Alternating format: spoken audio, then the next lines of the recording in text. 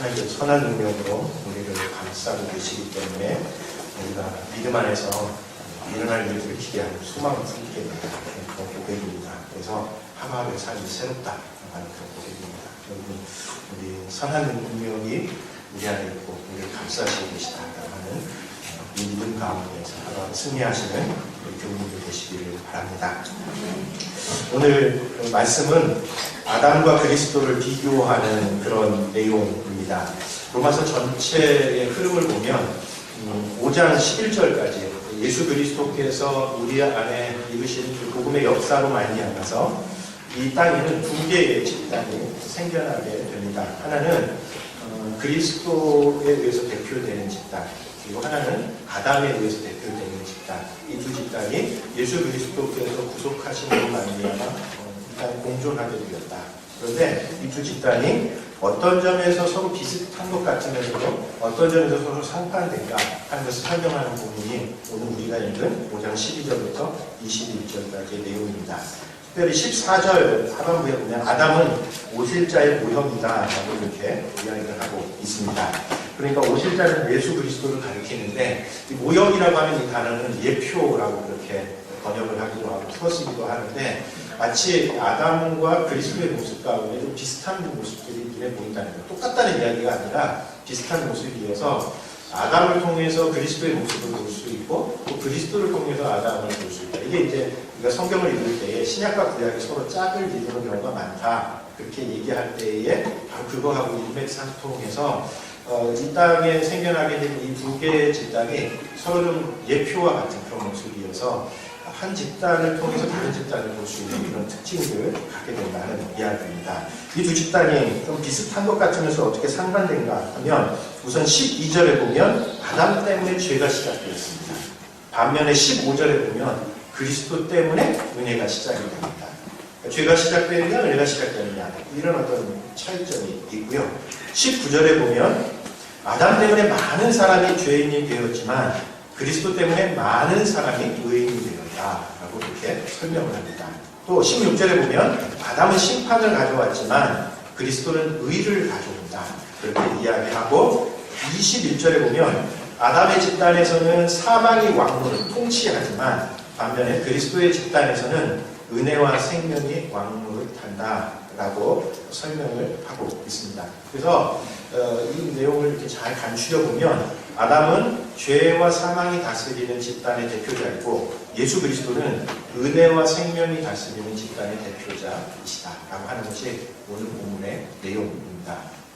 어떻게 보면 되게 쉬운 내용입니다. 왜냐하면 강한 대조를 통해서 계속 아담은 그리스도를 하면서 계속 대조를 이루고 있을 뿐만 아니라 비슷한 말이 반복되기 때문에 그렇게 어려워 보이지 않는 그런 내용이지만 사실 이건 대단히 개인주의적인 그런 문화 속에서 살아가는 현대인들이 보기에는 문자의 의미를 몰라서가 아니라 잘 납득되지 않는 그런 내용들이 좀 많이 눈에 들어오는 대표적인 그런 본문입니다. 예를 들면 아담 때문에 죄가 많은 사람이 죄인이 되었다라고 하는 그 이야기가 일단 우리한테 걸립니다. 아담이 죄를 범했는데 나는 왜 내가 왜 죄인이냐 이런 어떤 의문, 우리 복음 전하다 보면 전도하다 보면 반드시 부딪히게 되는 질문이죠. 반면에 그리스도 때문에 많은 사람이 의인이 되었다라고 하는 것에 대해서 의문을 갖지 않습니다. 왜냐하면 유리하니까 나한테. 그렇죠? 예수님이 혼자 죽으심으로 말미암아 나도 의로워지니까 그 나한테 유리한 거지 않습니까? 그러니까 그건 의문이 안 들어요. 근데 아담이 죄를 범했는데 그게 왜 내가 죄인이 되는 건가? 이건 의문이 듭니다. 왜요? 불리하니까. 나한테 별로 이득이 되는 게 없으니까 의문이 드는 겁니다. 그래서 요 구절, 요 본문을 이해하기 위해서는 우리가 한 두 가지, 요 아담과 그리스도를 서로 비교하고 대조하는 이 내용에 좀 밑바닥에 있는 두 가지 중요한 어떤 사상, 개념. 오늘 우리들도 그것에서 크게 다르지 않습니다. 물론 이제 성경을 기록한 1세기에는 그런 생각과 전 이해가 사람들에게 굉장히 많이 있었기 때문에 오늘 우리들보다 이 부분을 훨씬 쉽게 읽을 수 있었던 반면에 오늘 우리들은 개인주의적인 사고방식 속에서 지내다 보니까 이 부분이 약간 좀 걸리는 부분들이 좀 있지만 또 잘 생각해 놓고 생각을 해보면 아 그렇겠구나 라고 좀 납득되는 부분이 좀 있습니다. 그래서 이 아담과 그리스도를 비교하고 있는 이 이야기에 밑바닥에 있는 두 가지 개념을 좀 이해할 필요가 있을 것 같습니다. 첫 번째로는 대표성의 개념이 이 가운데 담겨 있습니다. 대표성이라고 하는 것은 말은 좀 어렵지만 무슨 뜻인가 하면 집단의 대표자가 한 행동은 그 집단에 속한 사람들에게도 동일한 효과를 미친다라고 하는 것 정도로 설명을 할 수 있을 것 같습니다. 그러니까 우리 사회생활이라고 하는 건 집단이죠. 그리고 그 집단에는 반드시 그 집단을 대표하는 사람들이 있게 되는데, 그룹들이 있게 되는데, 그 그룹들이 한 행동은 설사 그것에 대해서 그 집단에 속한 사람이 좀 이견을 갖고 있다 할지라도 그 집단 모든 사람에게 동등하게 미친다라고 하는 그런 이야기입니다. 대표적인 경우가 나라와 나라들 사이에 있는 국제협약에 관한 부분이죠. 우리는 국제 간의 나라들 사이에 무슨 협약이 이루어지는지 잘 모릅니다. 그러다 이제 외국 떠나려고 하면 이제 이런 협약이 그 나라와 맺어져 있구나. 내가 그것에 대해서 동의하지 않는다고 해서 따르지 않겠다. 이렇게 얘기할 수 없는 겁니다. 왜냐하면 대표자들이 한 행동은 대표자들의 행동 그 집단에 있는 모든 사람들에게 영향을 미치는 겁니다. 얼마 전에 있었던 우리 북미 정상회담, 나중에 이제 남북 정상회담이 혹시 있게 되시면 거기서 뭔가 약속이 이루어진다. 분명히 그것이 마음에 안 드는 사람이 있을 겁니다. 그리고 나는 그런 조약이라고 하면 절대 받아들일 수 없다라고 하는 사람이 있을지라도 대표자들끼리 한 조약이고 약속이라고 한다면 누구에게나 다 그것이 동일하게 적용이 되는 겁니다. 우리 FTA 협상이 그랬죠. FTA 협상할 때 정말 시끄러웠습니다. 힘들었습니다. 왜냐하면 그렇게 협상을 하고 나면 손해를, 상대적으로 불이익을 보는 사람들이 있고 상대적으로 이익을 보는 사람들이 있습니다. 당연히 불이익을 보는 사람들은 그 협상을 받아들일 수 없는 겁니다. 그럼에도 불구하고 일단 협상이 체결되면 내가 그 협상에 이 조항이 마음에 들지 않는다 그러면서 받아들이지 않겠다. 이렇게 갈 수가 없다는 이야기입니다. 그런 점에서 오늘날 사회에도 이 대표성에 의해서 움직이고 있는 여러 가지 요소들이 굉장히 많이 있습니다. 특별히 성경에서는 이런 대표성을 아주 중요하게 여깁니다. 예를 들면 여호수아 7장에 보면 그 아간의 범죄 사건이 하나 나오죠. 이스라엘 백성들이 여리고 성은 아주 쉽게 무너뜨리는 반면에 그 여리고 성보다 아주 작아서 어렵지 않게 무너뜨릴 것이라고 생각했었던 그 성은 오히려 제대로 아이성은 제대로 무너뜨리지 못하고 오히려 패배하고 맙니다. 이유가 뭐냐면 아간 한 사람의 범죄 때문에 그랬었던 겁니다. 다른 이스라엘 백성들은 다 하나님하고 바른 모습으로 서 있었더라도 아간 한 사람의 그 범죄로 말미암아 그 사람이 이스라엘 백성들에게 대표적인 모습을 갖는 사람인지라 결국은 아이성의 문명이 실패하고 말았었던 그런 사건들을 보면 성경에서는 대표성을 아주 중요하게 여기고 오늘 우리도 그런 대표성의 원리에 의해서 움직여지게 된다 하는 이야기입니다. 두 번째로 이 아담과 그리스도를 비교하는 이 본문의 밑바탕에 깔려있는 두 번째 중요한 개념은 통치권 혹은 영향력의 개념입니다. 그러니까 한 집단을 지배하는 원리가 그 집단에 속한 사람들에게 개개인에게 영향을 미친다라고 하는 그런 이야기입니다. 아담 안과 그리스도 안은 어떤 곳이냐면 서로 상반된 원리에 의해서 움직이는 그런 공간이 되는 겁니다. 물론 오늘날 우리들은 그렇게 생각합니다. 나는 다른 사람들에 의해서 영향을 받지 않는다. 내가 하는 행동은 다른 사람들의 영향을 받아서 내리는 행동이 아니다 라고 그렇게 생각할 수 있습니다. 그러나 그건 여지없는 착각입니다. 왜냐하면 우리가 내리는 그 결정, 우리가 살아가는 삶의 방식은 다 누군가에게서 영향을 반드시 받도록 되어 있기 때문에 그렇습니다. 그럼 요즘 그 중학생, 고등학교 여학생들 보면 치마가 다 무릎 위로 올라가 있습니다. 이유가 뭘까요? 물론 자기들은 나 개성을 나의 자유를 찾겠다 이렇게 얘기하지만 사실 누구나 다 올라가 있는 치마를 보면 누가 그걸 자유라고 생각하겠습니까? 우리는 자기가 독자적으로 결정을 내린다고 생각하지만 그렇지 않다는 겁니다. 내가 어느 집단에 속해 있느냐라고 하는 것이 내가 살아가는 삶의 방식에 아주 깊은 영향을 미칠 수밖에 없다라고 하는 겁니다.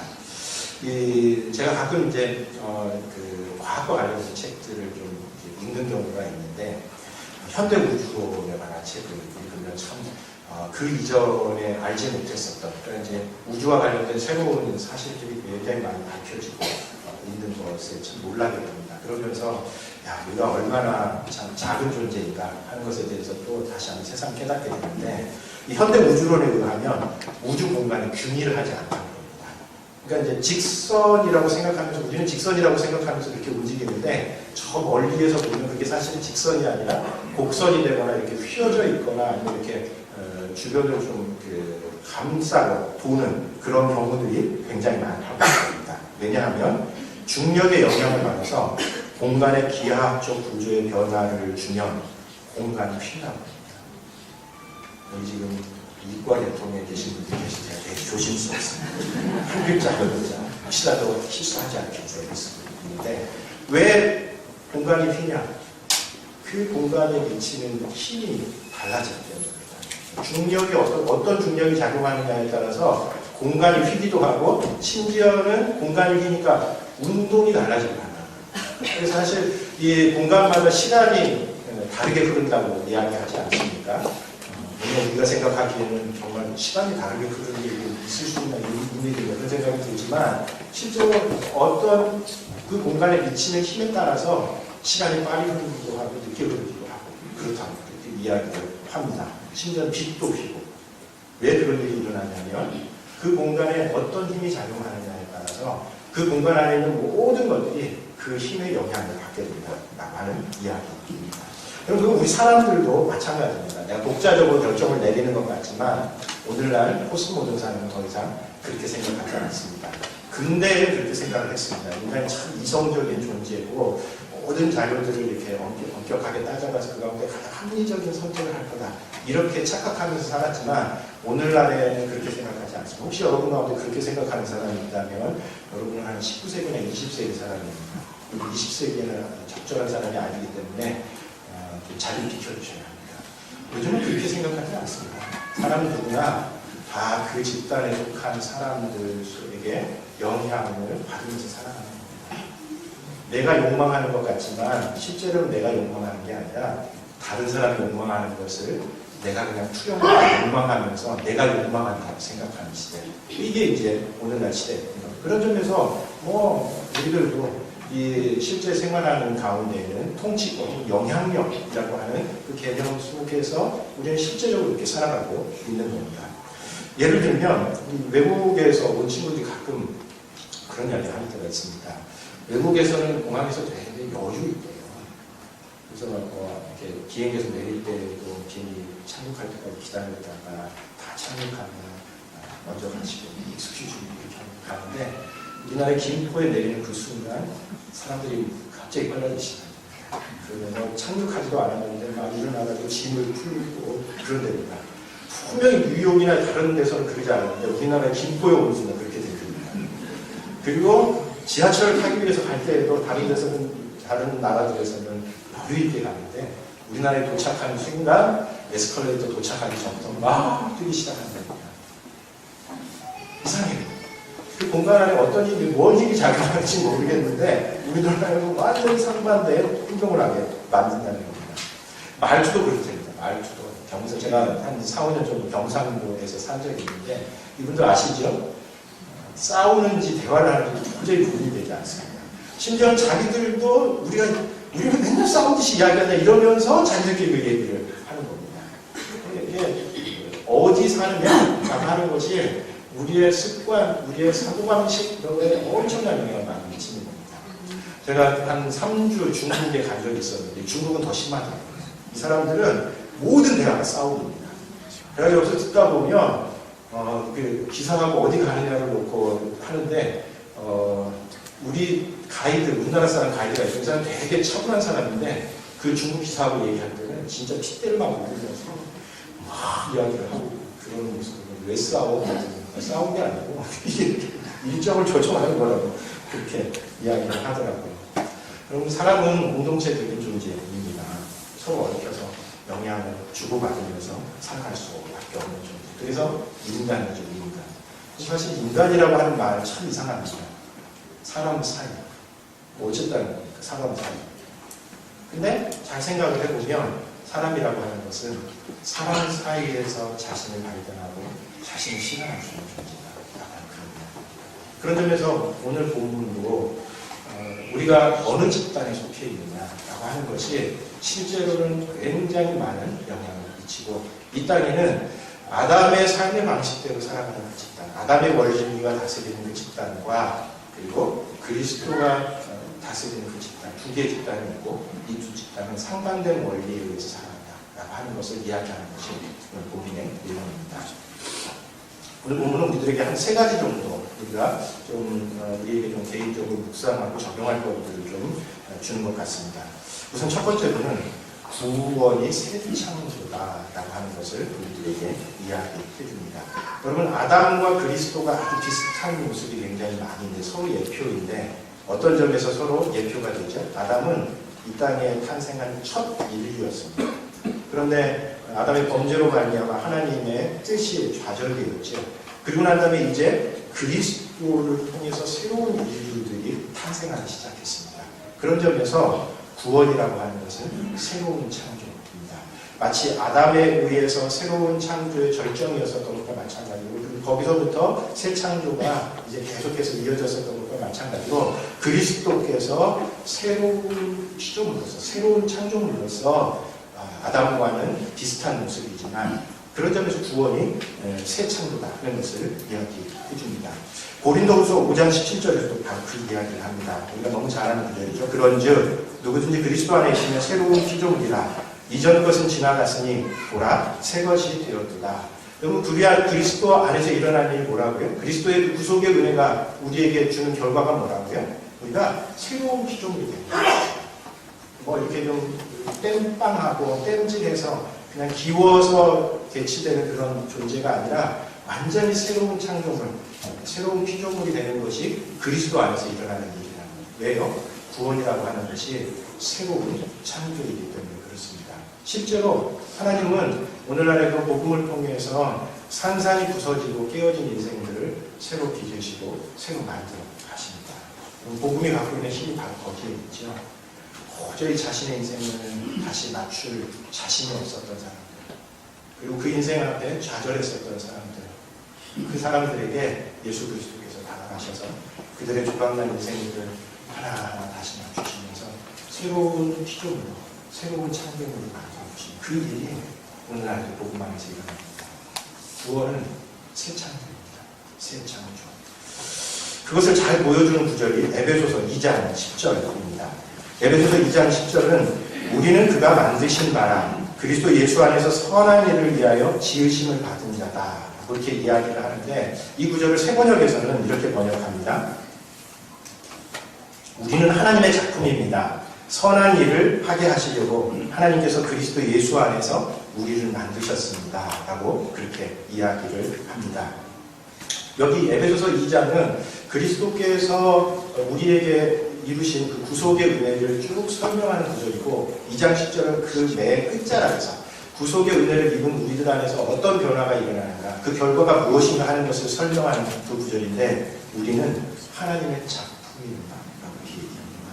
여기 작품이라고 번역된, 그리고 개역 개정에서는 만드셨다라고 하는 말로 번역된 이 단어는 포이에마라고 하는 단어인데, 이 단어는 영어의 포임이라고 하는 단어의 원래 단어입니다. 포엠이 뭐죠? 시. 그러니까 하나님께서 그리스도 안에서 하시는 일이 우리의 삶을 하나의 아름다운 시로, 하나의 아름다운 작품을 시작하신다. 볼품없고 다른 사람들이 보기에는 무가치하게 느껴질지 모르지만 그 인생에 찾아오셔서 어그러지고 깨어진 그 인생들을 조각을 맞추시고 그 사람들을 놀라운 예술 작품으로 만들어가십니다. 그것이 하나님께서 우리 삶에 오셔서 하는 그 일입니다. 그런 점에서 하나님 앞에서 가치 없거나 쓸모없는 인생은 하나도 없습니다. 다른 사람들이 우리의 인생에 대해서 뭐라고 평가하느냐는 중요하지 않습니다. 하나님께서 우리의 인생을 하나님의 작품으로, 하나님의 시로 만들어 가십니다. 왜요? 구원은 새로운 창조이기 때문에 그렇습니다. 제가 최근에 봤었던 예술 작품 가운데 가장 어이없는 작품 하나는 피카소의 황소머리라고 하는 작품입니다. 아마 많이 보셨을 것 같은데, 그게 피카소의 작품입니다. 황소머리를 닮았죠. 근데 여러분, 이거를 피카소가 뭘로 만들었는지 아십니까? 이렇게 잘 보면 뭐 나오는 게 있습니다. 저 뿔은 자전거의 손잡이고, 그 다음에 앞에 이거는 뭐냐면 안장이에요. 정말 어이없습니다. 저런 거라면 진짜 얼마나 100개라도 제가 만들 수 있습니다. 한 10만 원쯤에서 팔 의향도 있는데, 여러분 이걸 피카소가 좋은 자전거를 가져다 저렇게 했겠습니까? 아니죠.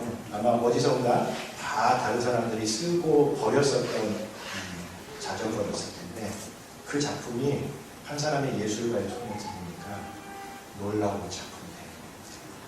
왜요? 우리 하나님께서 예술가이시기 때문에 그렇습니다. 우리 하나님이 갖고 계신 정말 우리가 잊지 않아야 될 속성 가운데 하나가 하나님의 아름다운 분이시다. 물론 우리 하나님 의로운 분이시고요. 우리 하나님 공의로운 분이시고, 우리 하나님 전능하신 분이십니다. 전지전능하셔서 무엇이든 다 하고 무엇이든 다 하실 수 있는 분입니다. 그런데 그 하나님의 속성 가운데는 아름다우시죠. 하나님 앞에 가는 사람들마다 그 아름다움 앞에, 이 땅에 있는 그 어떤 것도 대체할 수 없는 그 아름다움 앞에 경탄할 수밖에 없는 분. 왜? 하나님이 예술가이십니다. 그 하나님의 손에 붙들리면 우리의 삶도 예술 작품입니다. 심지어 우리의 상처와 우리의 실패까지도 예술가의 손에 잡히면 그것이 아름다운 작품입니다. 여러분, 우리 힘든 시대에 우리 하나님에 대해서 많이 묵상해야 될 하나님의 성품 가운데 하나가 하나님의 아름다움입니다. 우리의 심성이 좀 고와져야 됩니다. 하나님 참 아름다우십니다. 그 하나님 앞에 나아가서 그 하나님의 아름다움을 묵상하고 하나님의 아름다움을 공급받아야 우리들도 이 험한 세상을 살아갈 수 있는 겁니다. 여러분, 하나님께서 우리의 삶을 하나의 작품으로 만들어가십니다. 다른 사람이 우리의 삶에 대해서 뭐라고 얘기하냐, 왈가왈부 하면 중요하지 않습니다. 실패했다고 얘기하든 너 잘못이라고 얘기하든 그 하나님만큼 중요하지 않습니다. 심지어는 그런 실패와 상처까지도 하나님께서는 아름다운 작품을 만들어가실 줄 믿습니다. 두 번째로, 오늘 본문은 우리가 어떤 삶의 원리를 따라서 살아갈 것인가, 우리가 어떤 삶의 원리를 따라서 살고 있느냐라고 우리에게 질문이 듭니다. 왜냐하면 아담 안에 있는 사람과 그리스도 안에 있는 사람은 완전히 다른 삶의 생활 방식을 따르면서 살아가기 때문에 그렇습니다. 아담 안에 있는 사람들은 어떤 삶의 방식을 따라갈까요? 죄와 죽음과 심판과 판단과 정죄의 삶의 방식을 따라갑니다. 너 그렇게 하면 안 돼. 너 죄인이야. 네 인생 실패했어. 이런 것이 아담 안에 있는 사람들의 특징이라는 겁니다. 반면에 그리스도 안에 있는 사람들은 그것과는 다른 삶의 방식을 살아갑니다. 어떤 삶입니까? 은혜의 삶이고, 의로운 삶이고, 용서하고 화해하는 삶이고, 생명을 북돋우는 삶입니다. 생명을 짓이기는 삶이 아니라 내가 저 사람보다 위에 쓰지 않으면 나도 망한다, 이런 어떤 자세 속에서 서로 생명을 짓이기면서 살아가는 그 삶이 아니라 서로의 생명을 북돋우는 삶, 이것이 그리스도 안에 있는 사람들의 삶의 방식인 겁니다. 그런 점에서 오늘 우리들이 그리스도 안에 있다고 자처하는 우리들이 살아가야 하는 삶의 방식도 그리스도와 동일한 모습으로 보여야 합니다. 생명을 북돋아야 되고, 의로운 삶을 살아야 하고, 그리고 은혜를 베푸는 삶을 살아야 한다는 겁니다. 최근에 팀 켈러 목사님의 책이 굉장히 사람들한테 많이 읽히고 있는데, 이분이 쓴 책 가운데 탕구 하나님이라는 책이 있습니다. 되게 큰 긴 책이 있는데, 이 책은 우리가 흔히 탕자의 이야기, 탕자 이야기로 알고 있는 누가복음 15장에 있는 그 이야기를 하나님을 주인공으로 다시 좀 쓰고 있는 그런 책입니다. 여러분, 사실 우리 누가복음 15장에 있는 탕자의 이야기의 주인공은 우리는 그냥 탕자 이야기, 돌아온 탕자, 그래가지고 탕자가 주인공이라고 이렇게 생각하지만, 그러나 사실 그 이야기를 곱씹어 보면, 조금 더 깊이 들어가 보면 그 이야기의 진짜 주인공은 누굴까요? 탕구 하나님. 자신이 가지고 있는 것을 다 허랑방탕하게 다 쏟아부은, 더 이상 아들이라고 할 수 없는 그 존재까지도 다시 돌아오니까 아버지가 가지고 있는 것들을 다 다시 쏟아붓는 탕구 하나님이 그 탕자 이야기의 진짜 주인공입니다. 어떤 사람들은 그렇게 얘기할 겁니다. 당신 그러면 아들 버르장머리 없이 키우게 돼, 그렇게 얘기할지 모릅니다. 그러나 하나님은 아니십니다. 자기가 가진 것이 있다면 얼마든지 더 줄 수 있는 은혜의 삶을 살아가는 것이라는 겁니다. 도덕적인 방조로 흐를지 모른다는 그 위험을 감수하면서까지도 은혜를 베푸는 삶. 그것이 그리스도 안에 있는 사람의 특징이라는 건데, 하나님이 그런 분이시죠. 우리가 그런 집단 안에 속해 있기 때문에 그렇습니다. 자기가 그런 집단 안에 속해 있고 자기는 은혜를 그렇게 받으면서 자기는 영 다른 방식으로 아담 안에 있는 사람들과 똑같이 살아간다. 여러분, 그런 이중적인 삶이 어디 있습니까? 그리스도 안에 있으면 그리스도께서 우리에게 보여주신 삶의 길을 따라 살아갈 수 있어야 한다는 이야기입니다. 특별히 그런 점에서 우리가 언어 생활이 참 중요하다는 생각을 합니다. 왜냐하면 우리가 다른 사람을 막 죽이거나 이렇게 하지는 않습니다. 그러나 실제 죽이는 것을 할 수 있는 것은 말을 통해서 할 수 있는 경우가 많습니다. 그래서 실제 행동보다 더 무서운 결과가 나올 수 있습니다. 에베소서 4장 15절에 보면 이 세번역 성경에서는 우리의 말과 관련된 지침입니다. 우리는 사랑으로 진리를 말하면서 살아야 합니다. 라는 말을 표현합니다. 이 말을 좀 더 단순하게 만들어보면 사랑 안에서 진리를 말하라. 사랑 없는 진리가 사람을 죽일 수 있습니다. 사랑이 나중에 나타나면 그것이 아무리 값진 것이고 좋은 것이라 할지라도 사람은 기울고 생명을 북돋우며 살는 방식입니다. 저희 성대가운데 한 분이 평생 음치로 살아가는 분이 한 분 계십니다. 근데 이분의 부모님들은 아주 훌륭한 음악가셨습니다. 이상하죠. 어머니 아버지의 피를 이어받았으면 진짜 훌륭한 음악성을 갖춰야 돼서 그렇지 못합니다. 왜 그랬냐면 어린 시절에 부모님들이 계속해서 이 아이에게 진리만 얘기하는 겁니다. 눈 떨어진다, 높지, 호흡을 더 해야지, 이렇게 얘기하니까 사람이 주눅이 들어가지고 음악 앞에만 서면 이제 두려움이 생겨요. 사람을 진리를 말하지 않는 건데 그 진리는 다른 사람을 죽일 수 있어요. 저도 저희 아이들 앞에 참 해서는 안 되는 몇 가지가 생각이 납니다.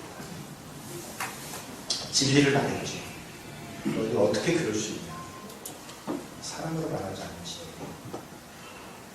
그것은 생명을 죽일 수 있습니다. 우리가 하나님 앞에서 우리의 언어와 우리의 삶의 방식이 달라져야 합니다.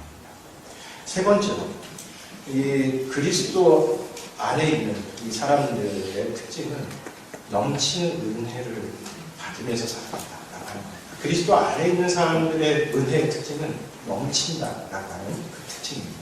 오늘 본문에 보면 이 두 개의 집단이 나란히 공존하는 것처럼 그렇게 보입니다. 그래서 앞서거니 뒤서거니 하면서 그냥 조금씩 이렇게 나란히 공존하는 것처럼 보이지만 그렇지가 않습니다. 자세히 들여다보면 이 두 집단 가운데에 그리스도의 은혜가 더 강하다라고 그렇게 이야기를 합니다. 그것을 나타내는 말이 넘친다라고 하는 말입니다. 그래서 죄와 사망에 대해서는 사용하지 않지만 그리스도께서 베푸신 그 은혜와 생명에 대해서는 넘친다라고 하는 말이 나옵니다. 무슨 뜻이겠습니까? 두 집단이 나란히 공존하는 것이 아니라는 이야기입니다. 그리스도에 속한 이 집단은 은혜가 넘쳐나는 특징을 갖고 있다는 겁니다.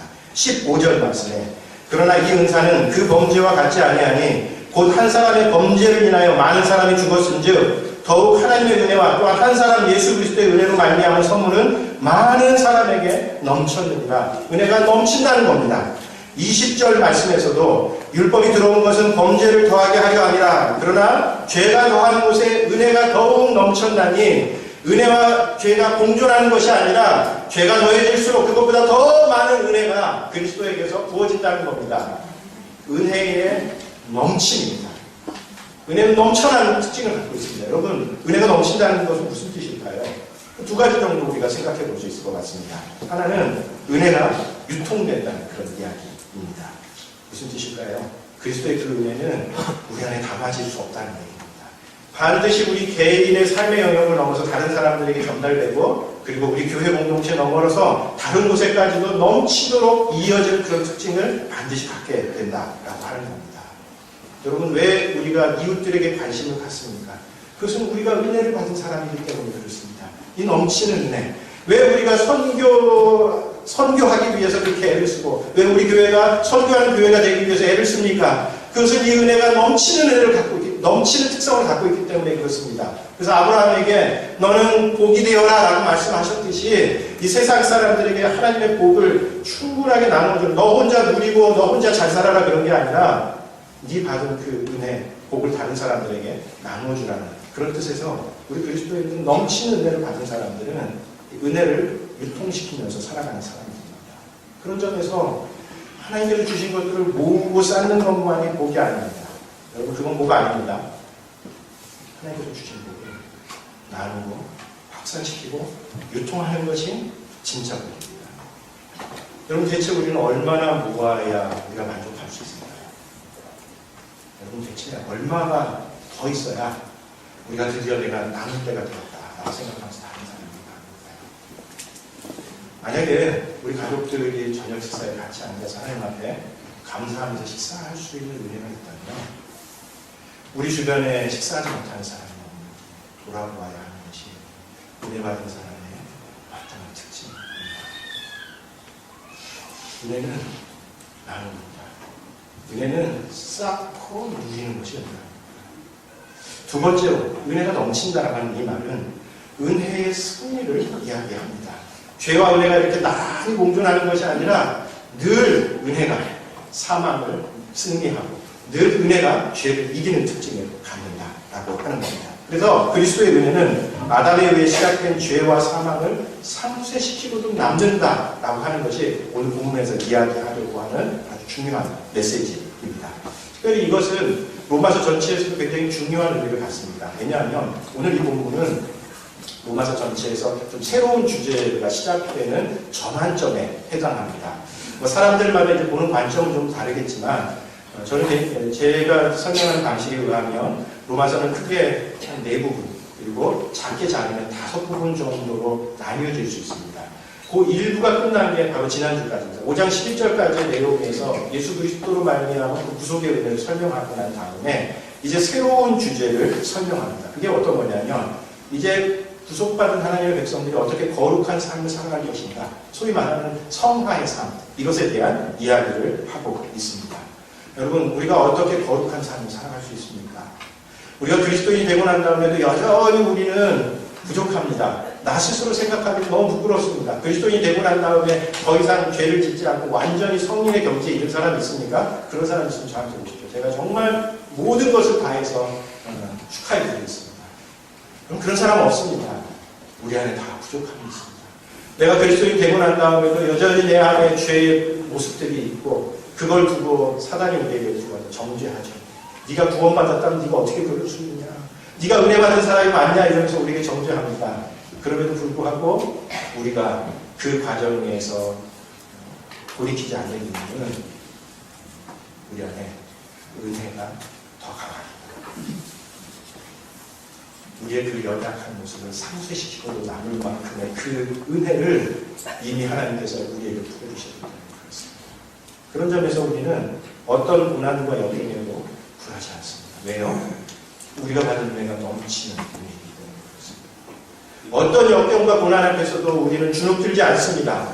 왜냐하면 우리 안에 하나님께서 선한 능력을 부어주셨기 때문에 그렇습니다. 그 은혜, 그것이 우리를 보호하고 감싸주십니다.